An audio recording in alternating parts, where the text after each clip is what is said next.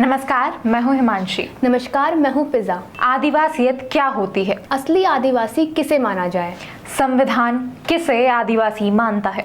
क्या धर्म आदिवासियत का आधार है? सुप्रीम कोर्ट ने आदिवासियत और आदिवासी के बारे में क्या कहा है? चलिए इन सवालों के जवाब तलाश करते हैं। आदिवासियत क्या है, ये सवाल सिर्फ किसी कानूनी दर्जे को समझने का नहीं है, बल्कि एक पूरी जीवन शैली और संस्कृति को जानने का है। ये सवाल आदिवासी जीवन पद्धति के मूलभूत गुणों को समझने का है। आदिवासियों की जीवन पद्धति यानी उनकी आदिम उत्पत्ति, उनकी परंपरा, उनकी भाषा, उनके सामूहिक मूल्य और सबसे जरूरी, आदिवासी का भूमि और प्रकृति के साथ गहरा संबंध।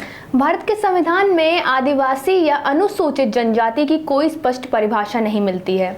भारतीय संविधान के अनुच्छेद 366-25 में शेड्यूल्ड ट्राइब्स या अनुसूचित जनजातियां उन्हें बताया गया है जिन्हें अनुच्छेद 342 के तहत अनुसूचित जनजाति घोषित किया गया है। संविधान कहता है कि जिन जनजातियों को केंद्र सरकार राष्ट्रपति की सहमति से एसटी सूची में शामिल करती है वही अनुसूचित जनजाति माने जाएंगे। अब सवाल ये है कि केंद्र सरकार कैसे तय करती है कि आदिवासियत क्या है?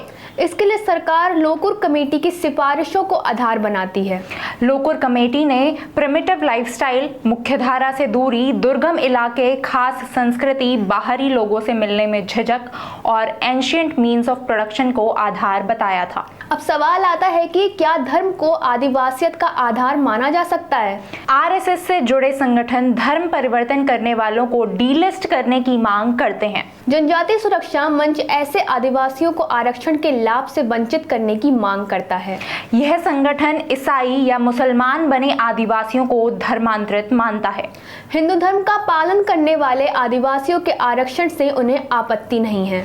वैसे धर्मांतरण और आरक्षण का मुद्दा पहली बार आदिवासी नेता कार्तिक उरांव ने उठाया था। 1962 के लोकसभा चुनाव में कार्तिक उरांव डेविड मुंजनी से चुनाव हार गए थे। चुनाव में हार के बाद कार्तिक उरांव ने हाई कोर्ट और सुप्रीम कोर्ट में आदिवासियत और धर्मांतरण का मुद्दा उठाया।